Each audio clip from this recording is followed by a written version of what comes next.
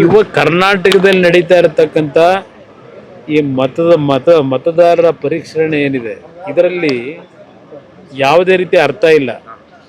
ಈಗಾಗಲೇ ಇಲ್ಲಿಯ ರಾಜ್ಯದ ಚುನಾವಣಾ ಆಯುಕ್ತರು ಹೇಳ್ತಕ್ಕಂಥದ್ದು ಕೇಂದ್ರದ ಚುನಾವಣಾ ಆಯುಕ್ತರಿಗೆ ಕಳಿಸಿದ್ದೇವೆ, ಅಲ್ಲಿಂದ ಏನು ಡೈರೆಕ್ಷನ್ ಕೊಡ್ತಾರೆ ಅದರ ಮೇಲೆ ಕ್ರಮ ತೆಗೆದುಕೊಳ್ಳಿಕ್ಕೆ ನಾವು ಪ್ರಯತ್ನ ಪಡ್ತೀನಿ ಅಂತ ಹೇಳಿದ್ದಾರೆ.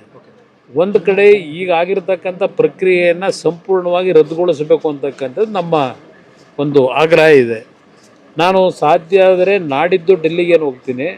ಹೋದಾಗ ನಮ್ಮ ಚುನಾವಣಾ ಆಯುಕ್ತರನ್ನ ಭೇಟಿ ಮಾಡಿ ಇಲ್ಲಿ ನಡೆದಿರ್ತಕ್ಕಂಥ ಎಲ್ಲ ಘಟನೆಯನ್ನು ಅವ್ರ ಮುಂದೆ ಇಟ್ಟು ಈ ಪ್ರಕ್ರಿಯೆ ನಿಲ್ಲಿಸಿ ಒಂದು ಟ್ರಾನ್ಸ್ಪರೆನ್ಸಿನಲ್ಲಿ ಈ ಒಂದು ಮತದಾರರ ಪರಿಷ್ಕರಣೆ ಆಗ್ತಕ್ಕಂಥದ್ದಕ್ಕೆ ನಾನು ಅವ್ರಿಗೆ ಮನವಿ ಮಾಡ್ತೀನಿ. ಕೇಂದ್ರ ನಾಯಕರ ಜೊತೆಗೆ ಇದು ಕೇಂದ್ರದ ನಾಯಕರಿಗಿಂತ ಹೆಚ್ಚಾಗಿ ಚುನಾವಣಾ ಆಯುಕ್ತರು ಮಾಡಬೇಕಾದಂಥ ತೀರ್ಮಾನ, ಸರ್ಕಾರ ಮಾಡೋ ತೀರ್ಮಾನ ಅಲ್ಲ.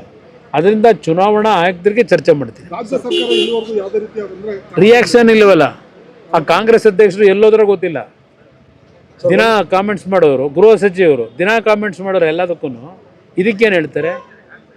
ಇವತ್ತು ಅಷ್ಟೊಂದು ನಿಯಮಬದ್ಧವಾಗಿ ಕೆಲಸ ನಿರ್ವಹಣೆ ಮಾಡ್ತಕ್ಕಂಥವ್ರು, ಇವರು ಬುದ್ಧಿ ಹೇಳ್ತಕ್ಕಂಥವ್ರು ಇವತ್ತು ರಾಜ್ಯದಲ್ಲಿ ನಡೀತಾ ಇದೆಯಲ್ಲ ಆದಿ ಬೀದಿ ಒಳಗೆ ಇದೊಂದು ಇದು ನಡೀತಾ ಇದೆಯಲ್ಲ, ಆ ಫುಟ್ಪಾತ್ ತೆರವು ಒಂದು ಕಡೆ, ಅದ್ರ ಜೊತೆ ಇಲ್ಲಿ ನಾನು ಹೇಳ್ತಾ ಇರೋದು ಈ SIR ವಿಷಯದಲ್ಲಿ ಆದಿ ಬೀದಿಲಿ ನಡೆಸ್ತಾ ಇದ್ದಾರೆ. ಈ ಸರ್ಕಾರಕ್ಕೆ ಏನಾದ್ರೂ ಗೌರವ ಮಾನ ಮರ್ಯಾದೆ ಇದ್ದರೆ ಇವು ಸರ್ಕಾರದ ಅಧಿಕಾರಿಗಳೇ ಹೋಗಿರೋದಲ್ಲಿ, ಇಲ್ಲ ಚುನಾವಣಾ ಆಯುಕ್ತರಿಗೆ ಇವರಿಂದ ಏನು ಡೈರೆಕ್ಷನ್ ಹೋಗಿದೆ, ಈ ಥರ ನಡೀತಿದೆ ಆ್ಯಕ್ಷನ್ ತಗೊಳ್ಳಿ ಅಂತ ಹೇಳಿದ್ದೀರಾ? ಪ್ರತಿಯೊಂದಕ್ಕೂ ಹೇಳ್ತಕ್ಕಂಥವ್ರು ಬೀದಿ ಬದಿ ವ್ಯಾಪಾರಿಗಳದು ಸುಪ್ರೀಂ ಕೋರ್ಟ್ ಆದೇಶ ಇದೆಲ್ಲ ಒಪ್ಕೊಳ್ಳೋಣ, ಆದರೆ ಅವರನ್ನು ಅಷ್ಟೊಂದು ಲಕ್ಷಾಂತರ ಕುಟುಂಬಗಳು ಇವತ್ತು ಆ ಪ್ರತಿನಿತ್ಯ ಬೀದಿನಲ್ಲಿ ವ್ಯಾಪಾರ ಮಾಡ್ಕೊಂಡೆ ಬದುಕ್ತಾ ಇರ್ತಕ್ಕಂಥವ್ರು. ಆಯಿತು, ಸುಪ್ರೀಂ ಕೋರ್ಟ್ನ ಆದೇಶದ ಮೇರೆಗೆ ತೆರವುಗೊಳಿಸಿ ಜನರುಗಳ ಪ್ರಾಣ ಉಳಿಸ್ಬೇಕಾದಂಥದ್ದು ನಮ್ಮ ಕರ್ತವ್ಯನೂ ಇದೆ. ಆದರೆ ಅವ್ರ ಬದುಕನ್ನು ಏನು ಮಾಡ್ತೀರಿ? ಅವ್ರಿಗೇನು ಆಲ್ಟರ್ನೇಟ್ ಅರೇಂಜ್ಮೆಂಟ್ ಮಾಡಿಕೊಟ್ಟಿದ್ದೀರಿ? ಎಲ್ಲಿ ಕಳಿಸ್ತೀರಿ ಅವ್ರನ್ನ ಅಷ್ಟು ಜನನ್ನು?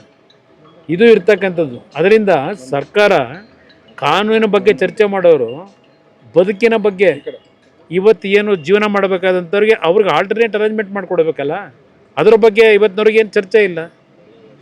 ಏನು ಮಾಡ್ತೀವಿ ಅಂತೇಳಿ ಏಕಾಏಕಿ ಅವ್ರನ್ನ ಖಾಲಿ ಮಾಡಿಸಿ ಅವ್ರು ಎಲ್ಲಿಗೆ ಹೋಗ್ಬೇಕು?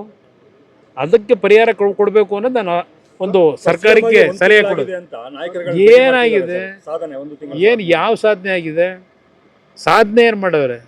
ಬರೀ ಘೋಷಣೆಗಳು ಯಾವುದು ಇಂಪ್ಲಿಮೆಂಟ್ ಆಗಿದೆ? 76,000 ಉದ್ಯೋಗ ಅಲ್ವಾ? ಅದ್ರ ಪ್ರಕ್ರಿಯೆ ಎಲ್ಲಿಗೆ ಬಂದು ನಿಂತಿದೆ ಅಂತ ಹೇಳಿದ್ದಾರೆ ಏನಾದರೂ ನಿಮಗೆ? ಇಲ್ಲ ಜನಕ್ಕೆ ಏನಾದರೂ ತಿಳಿಸೋರ? ಘೋಷಣೆಗಳಾಗಿದೆ. ಯಾವ ಕೆಲಸ ಇವತ್ತು ಈ ಸರ್ಕಾರದಲ್ಲಿ ಒಂದು ತಿಂಗಳಿನಲ್ಲಿ ಇಂಪ್ಲಿಮೆಂಟ್ ಆಗಿರೋದು ಹೇಳಿ?